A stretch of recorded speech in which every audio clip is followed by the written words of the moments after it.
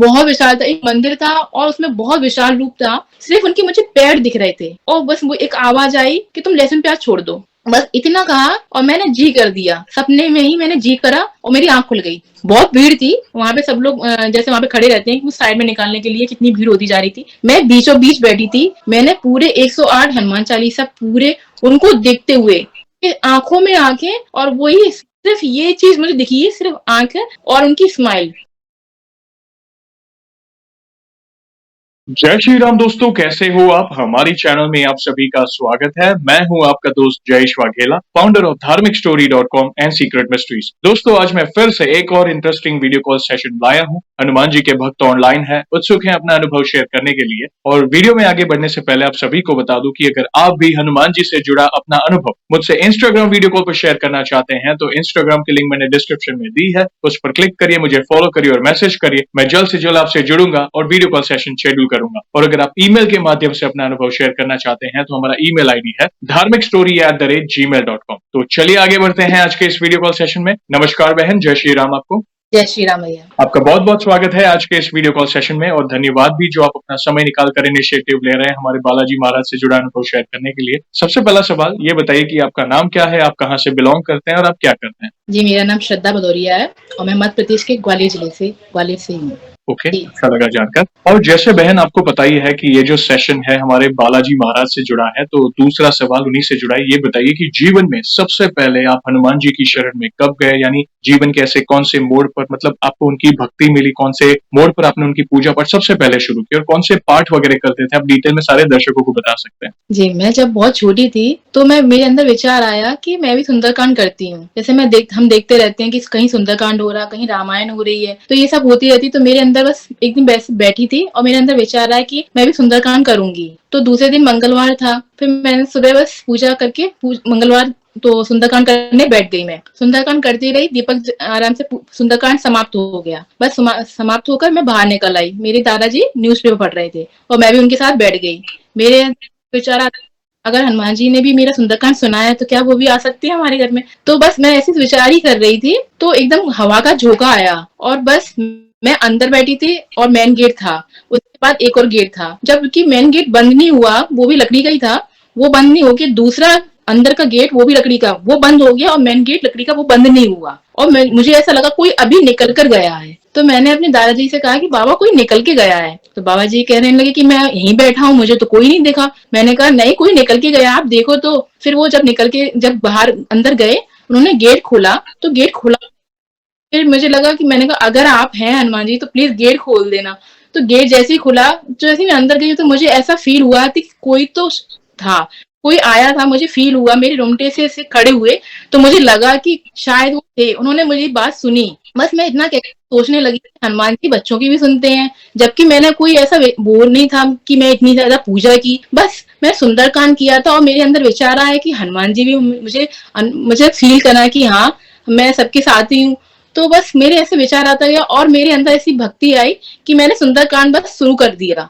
फिर मैं हर शनिवार सुंदरकांड करने लगी। लेकिन तब मेरे साथ ऐसा नहीं था कि मंगलवार है, शनिवार है, कि मैं लहसुन प्याज ना खाऊं। मैं लहसुन प्याज भी खाती थी और मैं सब खा, मतलब नॉनवेज नहीं खाती थी, लेकिन मैं सब खाती थी। और मैं लेकिन सुंदरकांड भी करती थी, हनुमान जी मंदिर जाती थी। फिर धीरे हनुमान चालीसा, फिर मैंने राम चालीसा शुरू किया, क्योंकि मैं सुनती थी कि हनुमान जी राम जी से बहुत खुश होते हैं। तो फिर मैंने उनके लिए मैं राम चालीसा शुरू कर दिया। बस मुझे ये लगता था कि हनुमान जी खुश होंगे तो वो हमें भी अनुभव कराएंगे कि वो सबके लिए एक जैसे हैं। जरूरी नहीं है कि हम लहसुन प्याज खाएं या ना खाएं, बस भक्ति होनी चाहिए और राम नाम होना चाहिए। बस ऐसे करते करते मेरी शादी भी हो गई। तब तक मेरा सुंदरकांड मेरा चलता ही रहा। शादी के बाद भी मेरा सुंदरकांड चलता ही रहा। फिर ऐसे जब शादी, सब लोग कहते थे लड़कियों को सुंदरकांड नहीं करना चाहिए, हनुमान मंदिर नहीं जाना चाहिए। तो मेरे अंदर ऐसा आता कि ऐसा क्यों। फिर मैंने गुरुजी थे मेरी माता जी के, तो मैंने उनसे पूछा कि क्या लड़कियां सुंदरकांड नहीं कर सकती, हनुमान मंदिर नहीं कर सकती। तो उन्होंने कहा नहीं, ऐसा बिल्कुल नहीं है, बिल्कुल सुंदरकांड कर सकती हैं और बिल्कुल हनुमान मंदिर जा सकती हैं, ऐसा कुछ भी नहीं है। बस वही बात बस मन में धारण कर ली और मेरा सुंदरकांड ऐसे ही चलता रहा। फिर मैं शादी के बाद मैं चेन्नई चली गई थी, मैं अपने हस्बैंड के साथ। तो वहां पर मैंने कुछ टाइम बाद मैं प्रेग्नेंट हो गई। तो फिर मुझे कुछ महीनों बाद मेरा मिसकैरेज ही हो गया। Okay. फिर मैं उदास रहने लगी, ऐसे डिप्रेशन में फिर मेरा, सच बताऊं, मेरा पूजा पाठ में मन कम लगने लगा। मैं पूजा पाठ भी नहीं करती थी, बस गुमसुम से रहती थी, शांत रहती थी। हस्बैंड सुबह जाते, शाम को ऑफिस से आते, बस वैसे ही शांत रहती थी, कि ना किसी से बोलती थी। मेरी सासू माँ ने भी कहा कि मैं आ जाती हूँ, तो फिर उन्होंने मना कर दिया कि इसको मैं बाहर ले जाऊँ। तो उन्होंने मुझसे भी पूछा क्या मैं आ जाऊं श्रद्धा, तो मैंने कहा नहीं नहीं माता जी, आप रहने दो। बस शांत, इतना कहते शांत रहती थी, कि बात नहीं करती थी। फिर बस मेरा मन अच्छा करने के लिए ही मुझे गोवा ले गए। फिर गोवा भी घूमा, लेकिन खुश तो नहीं थी, लेकिन ये था हस्बैंड इतना ले गए हैं। स्माइल करती थी, अंदर से टूटी थी कि पहला बच्चा देखा नहीं, मतलब, लेकिन वो अंदर से अनुभव जुड़ने लगते हैं, एक विचार कि हम अपने से देखने लगते हैं कि अच्छा ऐसा ये, लेकिन वो सब टूट जाते हैं तो दुखी हो जाते हैं। फिर तो बस घूमकर वापस लौटने लगे हम गोवा से चेन्नई के लिए। हम लोग ट्रेन में बैठे और मैं ट्रेन में साइड बर्थ पे लेट गई, और मेरे सामने मेरे हस्बैंड बैठे थे। तो कुछ स्टेशन निकले, फिर मैं लेटी थी, तो एक साधु जी उसमें चढ़े ट्रेन, और मेरे सामने उनकी सीट थी, तो वो वहां पर बैठे। तो मैं लेटी हुई थी, मेरे हस्बैंड बैठे थे। तो उन्होंने मेरे हस्बैंड को, मुझे देखा, फिर हस्बैंड को देखकर पूछा कि आप उदास से हो, दुखी हो। तो उन्होंने इतना कहना हुआ, मेरे मेरे पति से मेरा मेरा कहना हुआ कि इनसे दूर रहो, इनके पास मत, क्योंकि आजकल माहौल वातावरण ऐसा है कि साधु पे विश्वास करना थोड़ा मुश्किल सा लगता है। तो उन्होंने कहा ऐसा कुछ नहीं है, तुम आराम से लेटे रहो, ऐसा कोई बात नहीं। तो उन्होंने फिर से दोबारा वही क्वेश्चन किया साधु जी ने। तो मेरे हस्बैंड ने कहा कि हाँ, थोड़ा दुखी ऐसे परिवार में है, तो लेकिन उन्होंने कोई बताया नहीं कि हम क्यों दुखी हैं, क्या है। तो उन्होंने बस अपने मन से कहा कि तुम्हारा तुम्हें संतान चाहिए, इसी से संबंधित कोई कही बात कही।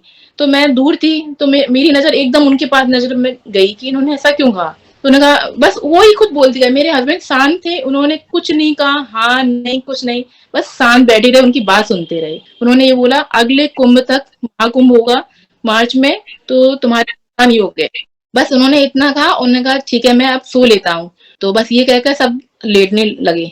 तो फिर सोते सोते उन्होंने मेरे हस्बैंड से कहा कि मुझे ये अगले स्टेशन पे मेरा स्टॉपेज में मुझे वहां उतरना है, और उससे पहले एक मुर्देश्वर नाम का स्टेशन पड़ता है, जो वहां पर ट्रेन कभी रुकती नहीं है। तो बस इतना कहकर वो सोने चले गए। मैं भी सो गई, और मेरे हस्बैंड भी सो गए। तो क्या हुआ, जब जैसी ट्रेन वहां पे उस स्टेशन पहुंचने पहले थी, उससे पहले जो मुर्देश्वर स्टेशन था, वहां पर ट्रेन रुक गई, जहां पर रुकती कभी भी नहीं है। तो मेरे हस्बैंड की भी नजर खुली, और उस स्टेशन पे शिव जी की मूर्ति बनी हुई है। जैसी मेरी हस्बैंड की मेरी आंखें खुली, उनकी सीधी नजर उस शिव जी पर गई, और उनको देखते ही उनको लगा ये तो मुर्देश्वर स्टेशन है।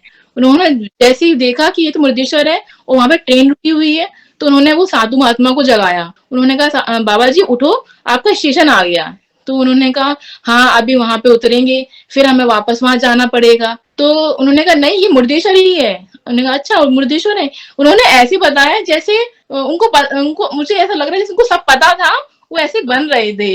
तो उन्होंने कहा अच्छा वो अब मुर्देश्वर है ये। तो वो इतना कहकर फिर उनके बैग वैग सब दिए मेरे हस्बैंड ने, उनको बाकायदा नीचे तक उतारा। अब जो भी भविष्य में हो, लेकिन उन्होंने जो कहा था वो मन को बस अच्छा लगा था कि जैसे जो होगा, लेकिन ऐसा लगा कि कुछ तो मिला है। बस उनको उतारा, और फिर बस हम लोग निकल अपने चेन्नई पहुंच गए। फिर वहां से मेरे हस्बैंड का ट्रांसफर हो गया मुंबई। फिर मुंबई जैसे हम पहुंचे, उसके कुछ दिनों बाद कोविड लॉकडाउन लग गया था। तो उससे एक दो दिन पहले मेरे हस्बैंड मुझे ग्वालियर छोड़ के चले गए थे कि तुम कहाँ परेशान होंगी। तो ये मुझे छोड़कर वापस फिर मुंबई पहुंच गए। फिर मुंबई पहुंचकर फिर ये लास्ट जून में ट्रेन चलने लगी थी। फिर ये मुझे लेने के लिए आ गए थे। फिर मैं भी मुंबई पहुंच गई। तब मुझे जुलाई अगस्त में मुझे पता चला कि मैं प्रेग्नेंट हूँ। तो बस फिर मेरा वही पूजा पाठ वही शुरू था। मैं करती थी कहते राम चालीसा। और मेरे पापा के करौली, राजस्थान के करौली जिला में केला देवी के बहुत भक्त हैं उनके। मेरे जन्म से पहले ही उनको बहुत मानते थे। तो मैं इसमें एक ऐड करना चाहूंगी कि मेरा जन्म नहीं हुआ था तो मेरे पापा राजनीति में थे। तो क्या कहते हैं, और वो केला देवी बहुत जाते थे, हर महीने जाते थे वो तब। तो जब राजनीति में थे तो वो किसी कारण से राजनीति में थे, तो कोई वहां पे साधु आए थे, तो उन्होंने, और मेरा जन्म नहीं हुआ था, मेरे पापा से उन्होंने कहा, साधु थे वो, बहुत महात्मा बहुत बड़े थे ऐसा पापा बताते हैं, तो उन्होंने मेरे पापा से कहा था कि तुम्हारे यहाँ लक्ष्मी योग है और देखना कन्या आएगी, और वो बहुत ऐसे उन्होंने पहले ही भविष्य जैसे कर दी हो। तो और मैं अपने घर में तीसरी पीढ़ी की हूँ, तो कोई लड़की नहीं है मेरे यहाँ। तो जैसे मेरा जब जन्म हुआ था तो तब उस समाज में लड़कियों को ज्यादा इतना महत्व दिया नहीं जाता था। तो किसी ने मेरे दादाजी से कहा कि अरे तुम्हारे यहाँ तो लड़की हो गई। तो फिर उन्होंने कहा कि हमारी तीसरी पीढ़ी तो कोई लड़की ही नहीं है, अब लड़की आई है, आप कैसे बोल सकते हो। तो उन्होंने मेरी खुशी में पूरे शहर में ऐसे मिठाइयां बंटवाई, बहुत उसका खाना पीना था। तो कुछ ये भी मैं जैसे बता रही हूँ कि वो केला देवी से जुड़े हैं, तो उनसे भी मुझे देवी का वो मिला है कि मैं उनका भी मैं पाठ करती थी, उनकी माला फेरती थी ऐसे, और रखती थी पूजा। बस मैं किसी मंदिर नहीं गई अपनी प्रेगनेंसी में, कोई भी मंदिर मैंने गई नहीं। जो पूजा मेरी रही है, भक्ति रही है, मैंने सिर्फ घर बैठ के की है मैंने। तो मेरी पूजा ऐसी चलती रही, ऐसा मेरा समय निकलता गया, और मुझे कोई मुश्किल नहीं हुई कि भी हो, जैसे कुछ भी हो, बिल्कुल एकदम आराम से सब समय निकलता गया, और इतना हंसती रही आराम से। मेरा समय आया मार्च का 2021। तो फिर 2021 में समय आया, तो मैं डॉक्टर के लिए चेकअप के लिए गई थी। तो डॉक्टर ने कहा तो ठीक है श्रद्धा, तुम अब एडमिट हो जाओ, अब 10-12 दिन है, जबकि मुंबई में कोविड का टाइम थोड़ा चल रहा था। तो उन्होंने कहा अभी तुम जब आओगी, तुम्हारा कोविड टेस्ट होगा, तो 10-12 दिन लग जाएंगे तुमको। तो मैंने कहा ठीक मैम, जैसे आपको लगे। तो फिर जैसे मैं अपना बैग वैग सब लेकर एडमिट हो गई मैं हॉस्पिटल में। तो मेरी साथ भी एक मेरी फ्रेंड थी, तो वो हम लोग ऐसे बात कर रहे थे, तो किसी जेंट्स को अलाउ नहीं था, सिर्फ लेडीज मतलब थी। कोविड का टाइम था, तो थोड़ा स्पेस वगैरह सब देख रहे थे। तो फिर जैसे मेरी फ्रेंड ने बोला कि काश श्रद्धा ऐसा हो ना कि कल महाशिवरात्रि है, शिवरात्रि को हमारी डिलीवरी हो जाए तो कितना अच्छा रहे। जबकि पूरे हॉस्पिटल कम ये बहुत बड़ा था, काफी बड़ा था, और बहुत लोग एडमिट थे, तो लेकिन हम दोनों की जल्दी हम लोगों का ही था। तो वो कह रही काश श्रद्धा कल महाशिवरात्रि है तो हम दोनों की भी डिलीवरी हो जाए। तो मैंने कहा काश ऐसा हो सकता है, ये तो भगवान के ऊपर ही है। तो उसने कहा बस हम ऐसी बात ही करते रहे। फिर नाइट में खाना लेकर आए वहां पर, तो उन्होंने कहा खाना खा लो, लेकिन मेरा पता नहीं मन नहीं हुआ। मैंने कहा मुझे खाना नहीं खाना है, और मैंने खाना खाया नहीं। और मेरी फ्रेंड थी, उसने उसने खा लिया था। बस रात हुई थी, पेन स्टार्ट है, कोई नहीं, मैं नॉर्मल ऐसी बैठती देख रही थी, रात के 2-3 बज रहे थे, उसको पेन स्टार्ट हो गए थे, और मैं बैठती देख रही थी। तो उसने मुझसे उनको जब लेने जाने लगे, कि उन्होंने मुझसे कहा कि तुम्हें पेन हो रहा है। मैंने कहा नहीं, मुझे कोई पेन नहीं हो रहा है, लेकिन मेरे अंदर से विचार आया कि श्रद्धा तुम बोलो, मैं भी चलूंगी। तो मैंने मेरे अंदर मैंने कहा मैं भी चलूंगी, मुझे यहाँ अकेले नहीं रहना है। तो उन्होंने कहा ठीक है चलो। तो मैं भी उनके साथ चली गई। जब और मैडम ने मुझे चेक किया, मैंने कहा श्रद्धा तुम, मैं रेडी हूँ। तो मुझे उनकी ये लैंग्वेज समझ में नहीं आई कि उन्होंने क्या बोला, जबकि पेन उसको हो रहा था और डिलीवरी मेरी हो गई। तो मतलब मैडम भी बोलने लगी कि श्रद्धा तुम 10 दिन बाद तुम्हारा था ये। फिर उन्होंने बस, और मुझे कोई इतना ज्यादा, कहते हैं कि इतना ज्यादा पेन होता है, मेरे 3-4 घंटे बस हुए मॉर्निंग के, बस मेरी डिलीवरी हो गई, और मेरी महाशिवरात्रि, और मेरी आज प्यारी सी बेटी। तो बस मेरे हस्बैंड को बताया, मेरे हस्बैंड को बुलाया जल्दी कि तुम्हारी वाइफ की डिलीवरी है, जल्दी आ जाओ। तो वो भी शॉक थे, तो उन्होंने कहा 10-12 दिन थे, और ये कल ही मेरी माता जी, मेरी सासू माँ बोली ये तो घर से बाय करके गई है अच्छे से हंसते हुए, और इसकी डिलीवरी भी हो गई। तो सब लोग इतने शॉक थे कि ऐसे कैसे हुआ। तो मुझे सब ये लगता है कि बस ये सब हनुमान जी, महादेव, सब उनकी लीलाएं, ये सब वही कर रहे हैं। तो बस ये सब डिलीवरी, और वो महाशिवरात्रि थी, कुंभ भी उस समय चल रहा था। तो ये सब बातें सच हो गई कि जो साधु महात्मा होते हैं, तो हमें पता नहीं होता कि भगवान कब किस रूप में हमें मिल जाते हैं और हमें हमारा मार्गदर्शन कर देते हैं, हम उन्हें समझ नहीं पाते हैं। वो पंक्तियां है ना, वो पंक्तियां है ना, पता नहीं किस रूप में आके नारायण मिल जाएगा। तो जो साधु जी थे, होता है कई बार हमें डर भी लगता है ट्रेन वगैरह में या पब्लिक प्लेस पे, ऐसे कोई वो उनका जो गेटअप होता है, कई बार होते हैं कि भाई किसी एकाध व्यक्ति ने कुछ गलत किया, उसके कारण हम सबको उस नजरिए से देखते हैं, मगर वे अच्छे साधु थे और उन्होंने जो संकेत दिए थे आपको उस वक्त, और महाराज महाशिवरात्रि यानी महादेव के लिए मतलब कहते हैं हम सबसे पूजनीय हमारे जो परमपिता महादेव हैं उनको सबसे ज्यादा माना जाता है उस दिन। तब कहते हैं ना हनुमान जी भी के तो उनके ही अवतार हैं, तो हनुमान जी की तो कृपा है ही, साथ साथ वे जिनके अवतार हैं उनकी भी बड़ी कृपा है आप पर। और जी। महाशिवरात्रि के दिन आपके घर कन्या का जन्म यानी लक्ष्मी का जन्म हुआ तो उससे बड़ा सौभाग्य और क्या चाहिए। मतलब जो उस साधु जी ने जो वाणी बोली थी वो सच हुई। मतलब कुंभ चल रहा था और कहीं ना कहीं ये अद्भुत लीला है, हम सोच नहीं सकते। जैसे आप घर से निकले आपको पता नहीं था, प्लस आप सोच रहे थे कि भाई महाशिवरात्रि है अगला दिन, तो ये कैसे संजोग बन गए। देखो प्रभु ने क्या मतलब पूरी चक्कर चला दी कि उसी दिन हुआ। और आपको उस पहले थोड़ा दुख था कि भाई एक मिसकैरेज हो गया, मगर दूसरी जो प्रेगनेंसी हुई वो कितनी स्मूथ गई, प्रभु की कृपा। हाँ। और आप ऐसे भक्त हो जिनको पता है कि हनुमान जी को सबसे प्रिय क्या है, प्रभु श्री राम। कई भक्त होते हैं जो बोलते हैं मैं क्या करूं हनुमान जी को प्रसन्न करने के लिए, ऐसा क्या कर दूं। मगर सबसे सरल भक्ति प्रभु श्री राम का नाम लो। और आपने हनुमान चालीसा तो की, मैं साथ साथ राम चालीसा भी की, और साथ साथ जितना हो सके आपने प्रभु का नाम लिया। भले मंदिर नहीं जा पाए मगर प्रभु के नाम का गुणगान तो हो रहा था ना। और पहले से ही है, जब आपको भक्ति मिली जब आप छोटे थे, जैसे बड़े होते गए सुंदरकांड का पाठ आप सालों से करते आ रहे। जैसे आपने बोला मैं काफी लंबे समय तक, सुंदरकांड पाठ मतलब एक भक्त की जीत का कांड है। एक भक्त की जीत का कांड है। पूरे रामचरितमानस में वो एक ही ऐसा कांड है जो हनुमान जी को डेडिकेटेड है। अभी आप सोचो प्रभु क्यों प्रसन्न नहीं होंगे अगर आप सच्चे दिल से उनकी उनको बुलाते हो आप, तो वे डेफिनेटली आएंगे ही आएंगे। वे आज जरूर आपके श्रीमुख से आपकी वाणी को भी सुन रहे होंगे, आप उनकी महिमा का बखान जो कर रहे हो। थैंक यू बहन, आपने जो अनुभव अब तक जो शेयर किए हैं कई महिला भक्तों के लिए ये इंस्पिरेशन होने वाला है। प्लीज कंटिन्यू करें, और भी कोई अनुभव हो तो प्लीज कंटिन्यू करें। मैं अभी इसी से रिलेटेड एक और प्रेगनेंसी में, जब मैं मेरी डिलीवरी होने वाली थी उसके कुछ दिन पहले मैं पूजा कर रही थी, मंगल या शनिवार था, और मैं पूजा करके बस उठी थी। मैं मौन रहती थी कुछ समय के लिए जब पूजा करती थी। तो जब मैं माला फेर रही थी तो मेरी नानी माता जी ने कहा था कि अब तुम्हारा लास्ट टाइम चल रहा है, तुम जमीन पे मत बैठा करो। तो मैंने कहा ठीक है, लेकिन मैं जमीन पे बैठ के माला फेरती, मतलब बिछाकर, आसन बिछाकर ही बैठती थी। तो जैसे ही मैं उठ के कमरे में आई, जब मेरा घर पूरा बंद था, और पता नहीं कहाँ से एक बंदर, मतलब वानर रूप में अंदर आया कोई, और पूजा के बगल में गया। तो मेरे अंदर, मैं जबकि दूर थी, मैंने कहा नानी थी, मेरी नानी माँ थी मेरे साथ। मैंने कहा नानी माँ ये, तो उन्होंने कहा बस दर्शन मिल गए तुम्हें। तो वहीं से मुझे पता चल गया था कि मेरी बेटी होगी। पता नहीं क्यों मुझे लगा देखे कि मेरी बेटी, देखना मुझे बेटी होगी। वानर रूप में, मतलब एक खिड़की से आए, पता नहीं कैसे आए, बच्चा था।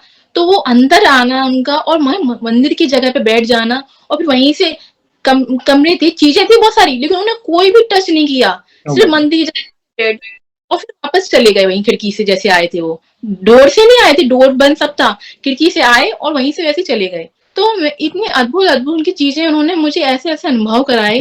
बस उन्होंने, मतलब जोड़, जब हम मन से करते हैं ना भक्ति, हम उन्हें जब बुलाते हैं, उन्हें याद करते हैं, वो जरूर हमें किसी ना किसी, कभी साधु रूप में, कभी वानर रूप में, किसी भी रूप में, ये बाबा हम तुम्हारे साथ ही हैं।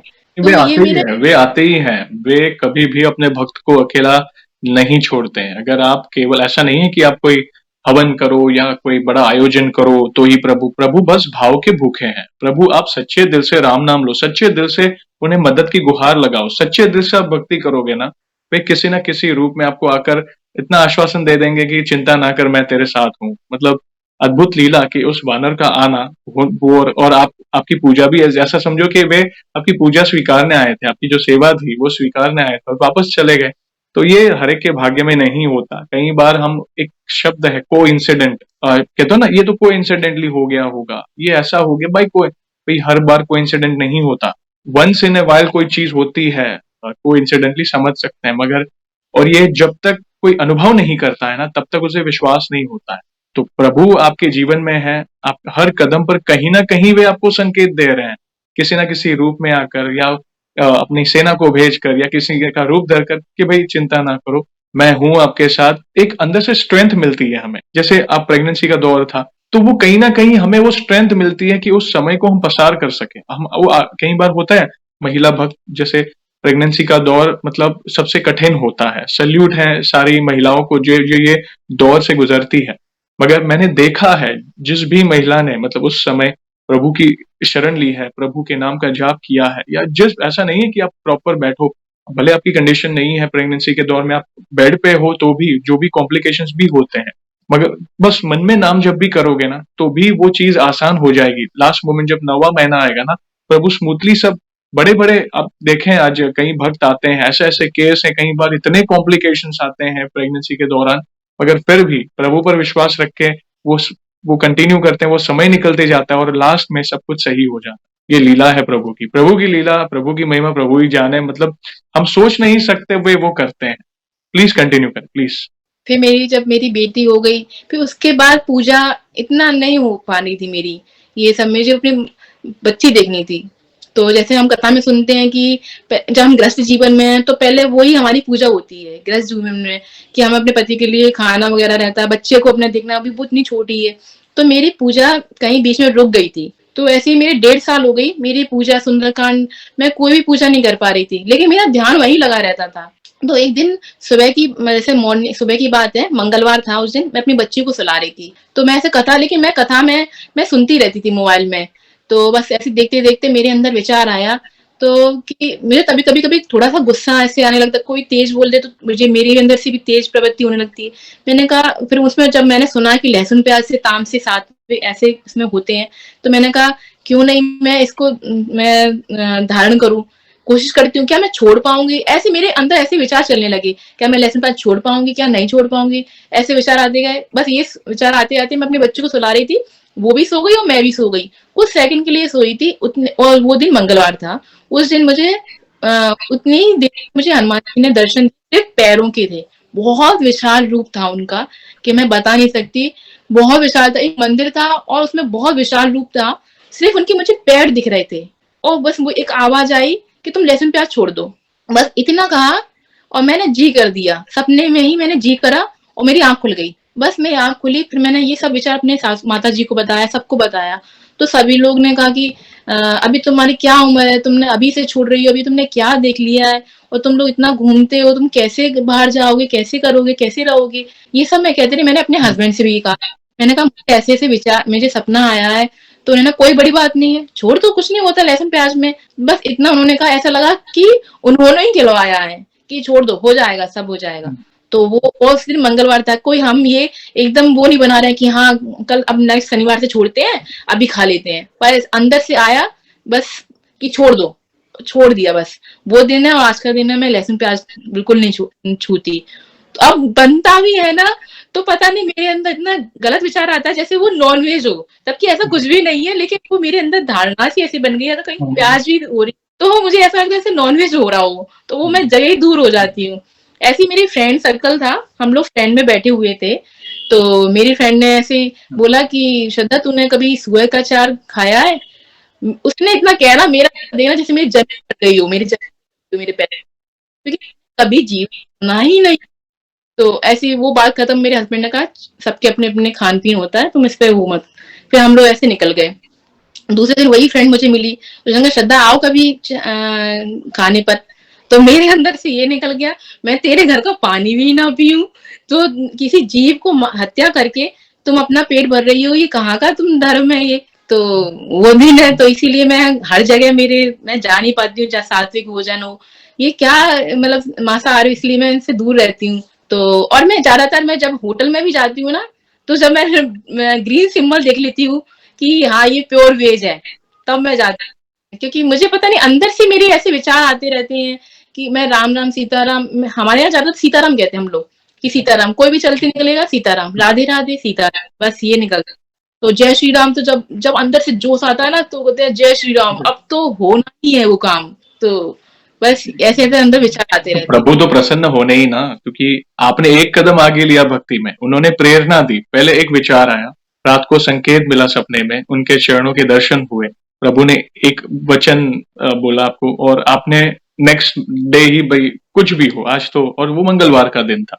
ये मैंने बताया ना, हर चीज कोइंसिडेंटली नहीं होती, वही संजोग होते हैं, वो सब कड़ियां हैं, वो जुड़ने लगती है। अगर आपको भक्ति के मार्ग पर, कहते हैं ना, प्रभु अपने पास बुलाने के पहले हमें प्योर कर देते हैं, ठीक है, तो वो कड़ियां जुड़ने लगती है। तो सडनली वो विचार आना, एक कदम आगे बढ़ाना, तो ऑब्वियसली प्रभु ने आपका हाथ पकड़ और 4 कदम आगे बढ़ाए भक्ति के मार्ग पर।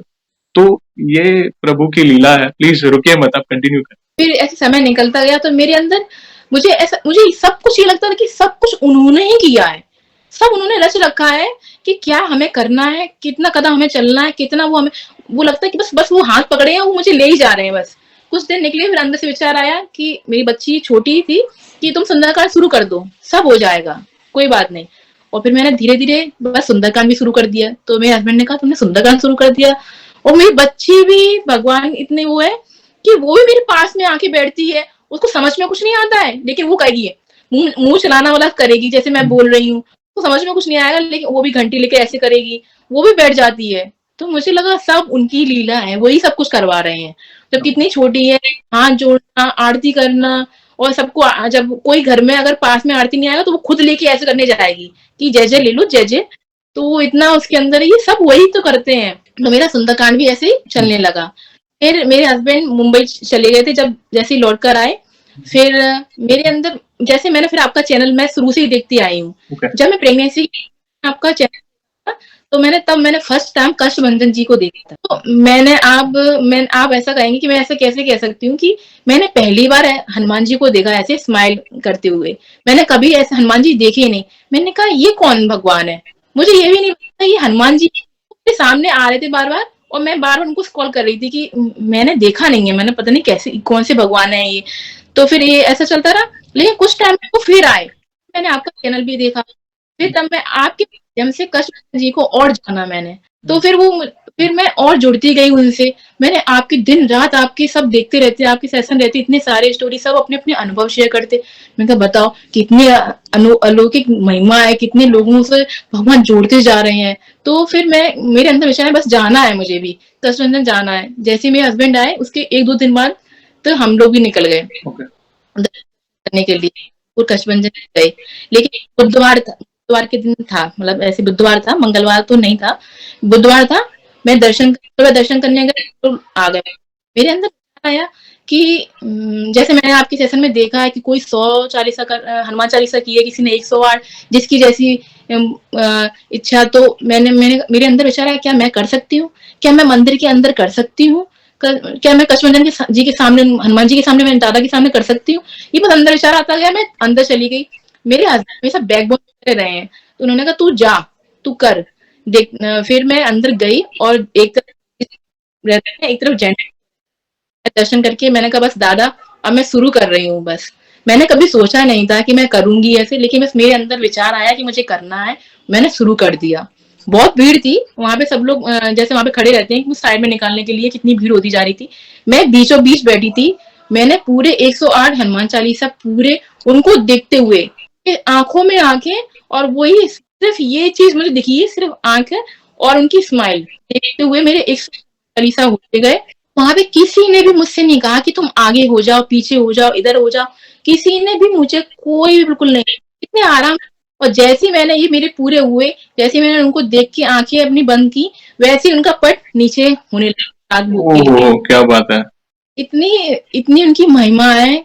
बस ये देखते मेरे आंसू, मतलब मैं रो नहीं पाई। मैं जबकि सोच के गई थी कि मैं बिल्कुल नहीं रोऊंगी, मैं बिल्कुल नहीं रोऊंगी, लेकिन उनको देखते हुए मैं बस आंसू मेरे बहते गए, और वो मुझे एक दूसरे को देख रहे हैं, बस यही चल रहा था। फिर बस की वही आरती हुई, जैसे होकर हम लोग वापस बैठ गए। मुझे वही फील हो रहा था कि मेरे साथ है। मैंने कहा आप मेरे साथ चलो। तो फिर मुझे लगा कि आप मेरे साथ हैं ऐसे। तो मैं ऐसी ट्रेन में हम लोग बैठे, और वहां से कुछ लोग भी मनोरंजन के लिए से भी देखकर दर्शन करके आए थे। तो वो लोग कह रहे थे कि हम मंगलवार के 2 किलोमीटर तक इतनी भीड़ थी, का इतना एरिया था, जबकि इतनी भीड़ थी उस दिन, तो दर्शन इम्पॉसिबल ही थे। तो मुझे लगा कि शायद मेरे हनुमान दादा ने, उन्होंने कहा तुम्हें दर्शन करने हैं, क्या मंगलवार क्या शनिवार, दर्शन तो दर्शन होते हैं। और वो दर्शन जैसे मैं व्यक्त कर सकती हूँ। कोई भी जाए, अभी भी मैं कह रही हूँ, मेरे हाथ ऐसे हो रहे हैं कि कोई भी उनको देखे ना तो ये लगता है कि बस भाव मुक्त हो गए। कोई कुछ नहीं है यहाँ पे, मैं हूँ और एक हनुमान दादा, 2 ही है, कुछ नहीं है यहाँ पे। तो बस ये कहते कहते मैं सो गई। ट्रेन में ही थी मैं, जस्ट बस सोई। ट्रेन में मैं दर्शन, मुझे हनुमान जी साक्षात रूप में, आज वही का दर्शन है, वही आसपास हनुमान जी चलते हुए आ रहे हैं और वही उनके जो पीछे उनकी जो घंटी है वो एकदम आवाज करते हुए, पहले वो मंदिर में अंदर गए, दर्शन अंदर गए, फिर वहां से लौटते हुए आए। मैं इनको देख रही हूँ, मैंने कहा दादा है। तो बस ऐसे कहते हुए मैंने कहा, उन्होंने मुझे देखा, उन्होंने मेरी बात सुनी, उन्होंने मेरा हनुमान चालीसा सुना, और मैं इतना कह रही हूँ और वो मेरे झट से यहाँ से एकदम झांक कर देखा, जैसे मैं पढ़ रही थी ना, जैसे ऐसा लगा जैसे वो देख रहे थे मुझे इस साइड से, कि ऐसे झांक कर देख रहे थे, और फिर एकदम मेरे सामने आ गए। मैं उनको जैसे पैर छूने को हुई, जबकि कहते हैं ना कि हनुमान जी कभी भी किसी से पैर नहीं छुड़वाते किसी, तो मैं जैसे चने छूने को हुई, वैसे ही वो सपना मेरी आंखें खुल गई। मैं बस बैठ के रोने लगी कि मुझे उन्होंने दर्शन दिए। मैं मतलब इतनी गदगद हो गई थी, इतने भाव में चली गई थी कि बस वही कहते हैं ना, आंसू कोई रोने लगता है, हर कोई नहीं रोता, ये उनके भाव निकलते हैं, उनकी शक्ति होती है, बस आंसू भी निकलते, सब तो हमारे मुंह से निकल नहीं पाते हैं। बस जैसे हम वहां से हम घर पहुंचे, उसके कुछ दिन बाद मेरे हस्बैंड का एक एक्सीडेंट हो गया बहुत। ओहो। तो उस दिन क्या हुआ, मेरे हस्बैंड अपने दोस्त के पिक्चर को देखने गए थे हॉस्पिटल में, तो पास में ही था, तो उन्होंने कहा मैं अभी आता हूँ। उस दिन किसी कारण भूल गए क्या, हेलमेट लगा आ पाए। जब जब लौट कर आए तो पीछे से कार थी 100 की स्पीड में थी। तब कैमरे में चेक किया गया था, वो 100 की स्पीड में थी, उसका चालान भी काटा गया था। तो इससे पता चला कि वो 100 की भी स्पीड से ज्यादा थी। उसने पीछे से इनकी बाइक को धक्का दी, मतलब एकदम पीछे से टक्कर दी। गाड़ी तो आप देखना कभी, मैं तो गाड़ी की तो जो हालत है कोई भी नहीं बता सकता कि और ये हवा में कम से कम 10 से 12 फुट ऊपर नब चले गए। तो जब ये नीचे आए तो इन्होंने बताया कि, और चोट जिस तरह से गाड़ी का एक्सीडेंट हुआ है उसके हिसाब से इनको चोट, कि भगवान ने, जैसे इनको लगा, कह रहे कि मुझे जैसे किसी ने गोद में ले लिया हो और बस नीचे ऐसे कर दिया हो कि लोगों को ये ना लगे कि एक्सीडेंट हुआ नहीं, की बस थोड़ी सी चोट, जैसे हम नॉर्मल गिर जाते हैं ऐसे खड़े खड़े में भी इतनी चोट लग जाती है। उनके कोई हाथ में नहीं, कोई सिर में नहीं, जबकि हेलमेट भी नहीं था, कोई सिर में नहीं, कोई कहीं भी नहीं, सिर्फ पीठ के एक छोटे से हिस्से में बस वो चोट लगी थी, और कहीं भी कोई चोट नहीं लगी थी। तो जैसे वो जब, और फिर हमने दूसरे दिन अपनी माता जी को बताया कि इनका एक्सीडेंट हुआ है, तो उन्होंने कहा कि मुझे सपना आया है कि जो धीरेन्द्र शास्त्री बागेश्वर धाम के हैं, वो अपने घर आए हैं और उन्होंने वो पूजा कर रहे हैं अपने घर में, कि तो ये साक्षात उन्होंने कहा कि हनुमान जी ने ही बचाया है। और वो भी खुद कह रहे हैं कि मुझे ऐसा लगा, मुझे कुछ लगा ही नहीं जैसे मेरा एक्सीडेंट हुआ है, कि मैं गिरा हूँ, क्या हुआ, बस ऐसा लग जैसे किसी ने बस रख दिया नीचे, तो जैसे हवा में किसी ने ले लिया और नीचे रख दिया। इधर इनका ये कहना, इधर हमारी माता जी का भी ये कहना कि हमें सपने में धीरेन्द्र शास्त्री अपने घर आए हैं, और मैं कह रही हूँ ये हमारे घर कैसे आ गए और पूजा कर रहे हैं। तो ये सब चीजें ये हनुमान दादा नहीं कर रहे तो कौन कर रहा है, ये उनकी इतनी लीलाएं हैं। वो जब जब कोई भी मुश्किल में होते हैं और हम उन्हें याद करें, तो वो किसी न किसी रूप में, किसी न किसी वे दे के हमारी रक्षा करते हैं। और आप बड़े बड़े असंभव कार्य संभव किए हैं प्रभु ने। और जिस तरह अपने सालंगपुर अब पहली बार गए, 108 बार पाठ करना, प्लस वो भी दरबार में बैठकर प्रभु को एक टक देख के पाठ करना, बड़े भाग्यशाली हो बहन। मतलब होता है ये, कहीं ये अवसर हर एक के भाग्य में नहीं होता, मगर आपके नसीब में ये था, और वहां की ऊर्जा अद्भुत है। आज फिर से कहता हूं, जीवन में अगर मौका मिले, जो भी दर्शक आज देख रहा है, प्लीज सारंगपुर धाम जाइएगा, वहां की ऊर्जा को महसूस करिएगा। देखना उनके दरबार में पहला कदम जब आप रखेंगे ना, ऐसा लगेगा कि सारी शरीर का भार कम हो गया है। बस आप हो, प्रभु हैं, और आप राममय हो गए, प्रभुमय हो गए, मतलब भक्तिमय हो गए आप। मतलब आपको कुछ और सूझेगा ही नहीं। आपने कहा ना, बस मैं थी और प्रभु थे, बस और कुछ, इतनी भीड़ थी वो पता ही नहीं चल रहा था कि, मतलब वो दिमाग में कुछ नहीं था, बस मैं और प्रभु।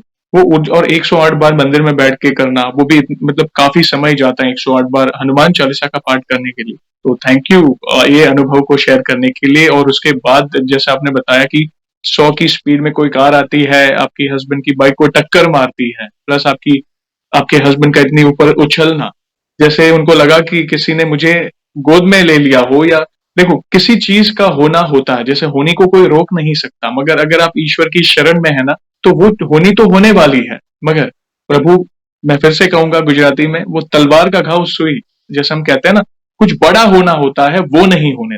वो छोटे में ही निकाल देते हैं। और वही हुआ कि भाई अगर 100 की स्पीड से कोई गाड़ी आपकी बाइक को ठोक रही है तो आप सोचो कि जो बाइक पे है वो भी बिना हेलमेट के उनकी क्या हालत होती।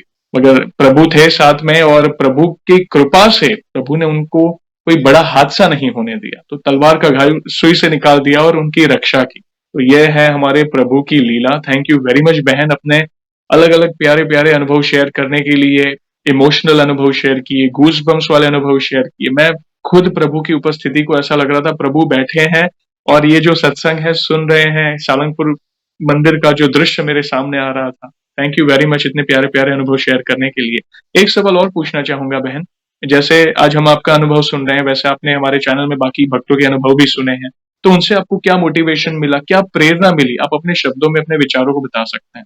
जैसे जो मैंने सारंगपुर कष्टभंजन दरबार में जो मैंने 108 हनुमान चालीसा किया, वो मैंने आपकी ही सेशन देखी थी, मैंने वहीं से यही प्रेरणा ली थी।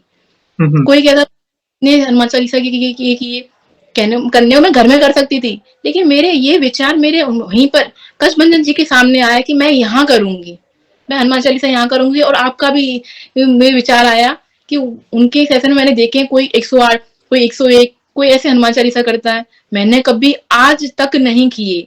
करती हूँ मैं मंगला शनिवार हनुमान चालीसा ऐसे करती हूँ एक बार, लेकिन 108 बार वहीं मैंने उनके सामने, उनकी आंखों के सामने मैंने 108 हनुमान चालीसा मैंने पूरी की उनके सामने। और जो सिर्फ आपकी वजह से संभव हो सका है कि अगर मैं आपका सेशन देखती तो शायद ये कभी मेरे अंदर शायद विचार नहीं आता। तो ये सब आपकी थैंक यू। पॉसिबल हो चुका। प्रेरणा देने वाले तो प्रभु ही है ना, उनकी मर्जी के बिना तो एक पत्ता तक नहीं हिलता, तो भक्ति तो दूर की बात है। और आप दरबार में बैठ के 108 बार चालीसा का पाठ करना, तो ये उनकी मर्जी से हुआ है। हमारी चैनल तो मात्र माध्यम थी, हम तो नियमित है, करा तो गए ही रहे हैं। ऐसा समझो ये जो चैनल है प्रभु की ही है, जो हमको नियमित बनाया हुआ है। आप नियमित हैं, मैं नियमित हूँ, सारे भक्त जुड़ रहे हैं, सत्संग कर रहे हैं, और कहीं ना कहीं ये जो वार्तालाप होता है, ये इसे सुनकर कहीं ना कहीं किसी का जीवन बदलता है। जैसे आपने कोई अनुभव देखा, आपने कभी सोचा नहीं था कि हनुमान जी का ये स्वरूप भी होगा। मतलब अगर आप कोई देखे तो भी आपको लगे अरे हनुमान जी का ये भी स्वरूप है। मतलब क्योंकि हमने हमारे कल्चर में कई बार ये देखा है कि केसरी रंग के हनुमान जी होते हैं, या लेटे हनुमान जी, या पहाड़ उठाए मतलब हनुमान जी, मतलब गदा लेकर, हमने वैसे स्वरूप देखे हैं। और सारंगपुर हनुमान जी का स्वरूप बिल्कुल अलग ही है, मतलब अद्भुत है। ये भी मतलब पसारी वानर सेना पीछे है, पैरों में के नीचे शनिदेव का जो स्त्री स्वरूप है, और एक हस्ता मुख है, रौबदार मुछे हैं। तो ये मतलब एक अलग ही स्वरूप है प्रभु का। तो हर स्वरूप प्रभु का मतलब देखें ना, हर एक स्वरूप की लीला है, हर एक स्वरूप के पीछे एक कथा छुपी हुई है, क्योंकि हमारे प्रभु के तो अनेकों मंदिर है। जो गांव बोलो या जो सिटी बोलो, बड़े से बड़े सिटी में भी प्रभु का मंदिर मिल जाएगा, बड़े बड़े लाइक छोटे छोटे गांव में भी मिल जाएंगे, मगर हर एक स्वरूप की पीछे एक प्रभु की कथा छुपी हुई है। तो धन्यवाद प्रभु की महिमा का गुणगान करने के लिए। और इन फ्यूचर भी अगर कोई अनुभूति हो तो हमसे जुड़िएगा, हम जरूर अपने वीडियो के माध्यम से आपके अनुभव को पहुंचाएंगे। और एक लास्ट सवाल, जैसे वैसे तो हमारे पास इतना सामर्थ्य नहीं है, मगर फिर भी वन लाइन में हमारे बालाजी महाराज या कष्टभंजन महाराज का अगर आपको बखान करना है तो किस तरह करना चाहेंगे? ये मैं बखान में करूंगी। मेरा एक और अनुभव था। जी जी बोलिए, अगर हो तो प्लीज बताइए प्लीज। जी, जैसे कहते हैं ना कि जो लहसुन प्याज छोड़ देते हैं तो हमें घूमने में, बाहर जाने में बड़ी कठिनाइयों का सामना करना पड़ता है, ऐसा सब लोग कहते हैं। तो मेरे मैं कान्हा भी पूजा करती हूँ। कहते हैं हमारे बिना कान्हा के पूजा मंदिर अधूरा रहता है, ऐसे कहते हैं। उनको वही नहलाना, उनको भोग खिलाना, उनका दीपक, उनको सुलाना, सब उनकी वही जो जैसे आम होते हैं ऐसे लोगों की, वैसी उनकी होती है। तो उस दिन क्या जन्माष्टमी का टाइम था, तो उससे पहले हमारा लेह लद्दाख का ट्रिप था। तो मेरे अंदर मुझे लग रहा है इस कान्हा में देखती हूँ तो वो मुस्कुराते भी हैं, तो ऐसे मुझे लगा कि उनको भी लेके चलते, उनका बर्थडे होगा तो वो घर में अकेले रहेंगे क्या। तो मैं ऐसे विचार आए, तो उन्होंने कहा कि बहुत शुद्धिकरण का भी ध्यान रखना पड़ता है उनका। मैंने कहा मैं सब कर रखूंगी उनका, तो मैं पूरी कोशिश करूंगी। तो मैं लहसुन प्याज नहीं खाती। तो जैसे बस हमने लेह लद्दाख का बाय रोड कार से ट्रिप बनाया, तो मैं उनको भी साथ लेकर गई। तो जहाँ आप जम्मू तक आपको बिना लहसुन प्याज का कुछ मिल जाएगा, थोड़ा बहुत तो मिल जाएगा। आप लेह लद्दाख जाइए, वहां पर आपको वेज होटल भी मिलना बहुत मुश्किल हो जाते हैं। और वहां पे 11 बजे की शाम का भी हो जाता है, वहां पे मतलब प्योर वेज तो मिलना बहुत मुश्किल ही हो जाता है। तो अब मेरे अंदर विचार आया, मैंने कहा मैं कैसे कैसे करूंगी। मैंने कहा कान्हा आज तो लग रहा है भूखे रहेंगे, ये सब हनुमान जी की सब सब उनके सब भगवान एक ही है, तो सब उनके रूप है न, आज तो लग रहा है रुके ही रहेंगे। तो बस मैं हम दूर चले, वहां पे एक होटल मिला, अंदर था।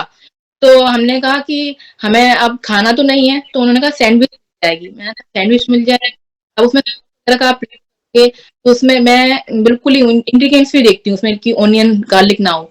जब मैंने सॉस में देखा, मेयोनी में भी देखा कि उसमें भी ऑनियन गार्लिक, तो भगवान ही हमारी सब चीजें बनाते गए और सब चीजें पूरी होती गए। फिर हम पेंगोंग लेक है लेह लद्दाख में, वहां पर हम जब पेंगोंग लेक पहुंचे, वो एक लेक है, वहां पे इतनी ज्यादा वो लहरें नहीं आती हैं, समान रहता है। तो उसी दिन खाना का जन्म, तो सब लोग इतना स्पेशल स्पेशल चीजें बनाते हैं, कभी एनिवर्सरी, कहीं बर्थडे, कहीं चीजें, कहीं अपने गर्लफ्रेंड बॉयफ्रेंड एक दूसरे को अच्छे से कर रहे हैं, सरप्राइज दे रहे हैं। तो मैंने कहा मैं अपने काना का पेंगोंग लेक में बर्थडे बनाऊंगी। तो उनको मैं जैसे ही मैंने एक पत्थर पे रखा, तो बिल्कुल कोई हवा नहीं चल रही थी, कुछ नहीं था, एकदम समान रूप था। जैसे ही मैंने काना को रखा, एकदम ऐसी लहर आई जैसे उनके पैर छूने आई थी। बस आई, उनके पैर गीले हुए, सिर्फ पैर। आप मैं आपको फोटो भेजूंगी, एक मैंने उनको रखा था, वो गीले हुए और चली गई वापस, जैसे ही उनके उनके लिए आई थी। चरण कि स्पर्श बस करने आए रहेंगे।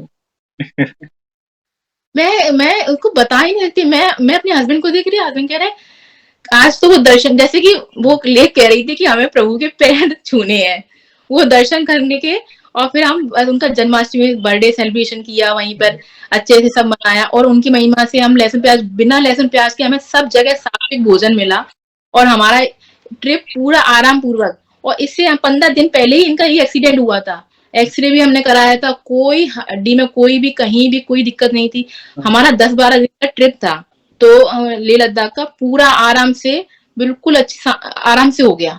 तो मैं कहती हूँ जब भगवान कराते हैं ना, तो सब चीजें एक दूसरे से जुड़ी हुई बन जाती हैं। उनको मिलना है, कान्हा को जोड़ना, सब सब चीजें वही कराते हैं। मैं मानती सिर्फ मैं हनुमान जी को ही हूँ, लेकिन वो किसी न किसी माध्यम से मुझे सबसे जुड़ जाते हैं। तो ये मेरा अनुभव है, मैं शब्दों में बता नहीं पा रही हूँ। आप देखेंगे कि मैं बीच-बीच में रुक जाती हूँ, कि जैसा अनुभव हो जाता है जैसे वो मेरे पास में ही है, कि मैं उनको फिर मैं भूल जाती हूँ कि नहीं मैं आपसे बात कर रही हूँ, आपको अपने अनुभव बता रही हूँ। तो ये सब उनकी लीलाएँ हैं, जो ये सब करते। सबसे बड़ी बात आपके इस सेशन से हमें ये पता चला, आपके जो भाव है, आपके जो विचार है ना बहन, बहुत पवित्र है। मतलब आप महादेव जी के लिए, बजरंगबली से, राम जी हो या लड्डू गोपाल हो, आपके भाव बहुत ही पवित्र है। मतलब आप बाहर भी गए, लेह लद्दाख लोग घूमने जाते हैं, मतलब मौज मस्ती करते हैं, मतलब वहां भी आप उनकी सेवा कर रहे थे कि नहीं मेरे कान्हा को मैं अकेला कैसे रखूंगी, मैं जन्माष्टमी आ रही है, उनका बर्थडे थोड़ी भी अकेले। मतलब वो भाव थे, और प्रभु भाव के ही भूखे हैं। आप करोड़ों रुपए खर्च कर लो, मगर भाव नहीं है तो वे आपकी सेवा स्वीकार नहीं करेंगे। मगर आपके जो भाव है बहन, वो पवित्र है, वो आपकी भक्ति दिख रही है, आपके फेस पे वो तेज है, तो ये भक्ति की शक्ति आप कह सकते हैं। तो प्रभु ही, अगर मैंने क्या कहा ना, कई बार सिचुएशंस बहुत टफ हो जाती है, हम सोच नहीं सकते कि भाई क्या इस सिचुएशन, जैसे आप लेह लद्दाख, आप नॉर्थ में जितना जाएंगे वहां पे आपको मेजरली नॉन वेज या लो मैगी हो या हम, मतलब वो हिसाब से ही खाना पीना मिलता है। मगर उस वहां पे भी आपको बिना प्याज लहसुन का, मतलब सेवा, ये आपने भाव प्रकट किए कि नहीं, मगर प्रभु ने व्यवस्था सारी कर। तो ये भी एक असंभव को संभव आप कह सकते हैं, प्रभु का ही कार्य है। तो थैंक यू वेरी मच, ये भी एक बहुत प्यारा सा अनुभव आपने शेयर किया लड्डू गोपाल का। आप पर किसी एक, कहते हैं ना, एक शक्ति की कृपा नहीं है आप पर, ऑलमोस्ट सारी शक्तियों की कृपा है। आप लड्डू गोपाल कहिए, महादेव कहिए, आपकी बेटी का जन्म होना, प्लस बजरंगबली, राम जी, मतलब मैं आज सुनते ही जा रहा था, मतलब मैं वही सोच रहा हूँ कि पता नहीं किस रूप में आके नारायण मिल जाएगा, हर स्टेज पे, हर कार्य में वे आपको अपनी उपस्थिति का एहसास दिला। थैंक यू वेरी मच अपने प्यारे प्यारे अनुभव शेयर करने के लिए, कि गृहस्थ में रहने के बाद भी इतने भाव रखना, इतने नियम पालना। Thank you very much, salute है आपको, आपकी भक्ति को नमन बहन। और हम चाहेंगे इन फ्यूचर भी अगर कोई नए अनुभव हो जो आपको शेयर करने हो, तो हमसे जरूर जुड़िएगा, हम वीडियो के माध्यम से आपके अनुभव को पहुंचाएंगे। और जो लास्ट सवाल है, आप हम उस पर आते हैं। वन लाइन में अगर आपको जो भी बखान करना है, अब दिल खोलकर आप अपने शब्दों में कर सकते हैं। मैं बस, जो हनुमान जी कहते हैं ना, श्री राम जान के बैठे हैं मेरे सीने में। बस यही मेरे अंदर विचार आते रहते हैं। बस अगर राम जी है ना, वहां हनुमान जी तो मिलने ही है। हनुमान जी को आप बुलाओगे, अगर राम जी को कहा तो हनुमान जी तो पहले ही आएंगे। उनसे से हमेशा रहूं, मैं गलती करूं कुछ भी करूं, वही मुझे समझाए, वही मुझे आगे बढ़ाए, वही मुझे डांटे भी और समझाए भी और आगे बढ़ाए। बस उन्हीं से जुड़ी रहूं, यही जीवन में है बस। वे है आपके साथ, वे साक्षात है आपके साथ। आप कोई टेंशन ना लो, हर कदम पर आपके साथ है। एक माता पिता कैसे अपनी संतान की रक्षा करते हैं, अपनी छत्र छाया में रखते हैं, आप उनकी छत्र छाया में हो। दुनिया की कोई बुराई वे आप तक नहीं पहुंचने देंगे। बस आप अपनी भक्ति ऐसे ही करते रहें, दिन ब दिन आपकी भक्ति बढ़ती जाए, और यही प्रार्थना है, प्रभु आपके हर कदम पर आपका साथ दे। Thank you very much. बहुत अच्छे शब्दों में अपने प्रभु की नाम का गुणगान किया, बहुत अच्छा लगा बहन। और इस सेशन को एंड करने के पहले आपको तो पता ही है कि हम प्रभु श्री राम और हनुमान जी के नाम का जयकारा कर कर ही सेशन को एंड करेंगे। तो आप जुड़िए, जो भी भक्त कहाँ जहां कहीं से इस सेशन को देख रहा है, चल फिर रहा है, ऑफिस में, किचन में, भारत के बाहर है, प्लीज जयकारे में जुड़िए, फिर हम सेशन को एंड करेंगे। तो बोलिए सियावर रामचंद्र की जय जय, पवन सुत हनुमान की जय। जय। आपका बहुत बहुत धन्यवाद वंस अगेन बहन, अपने प्यारे प्यारे अनुभव शेयर कर। जय श्री राम, जय हनुमान। जय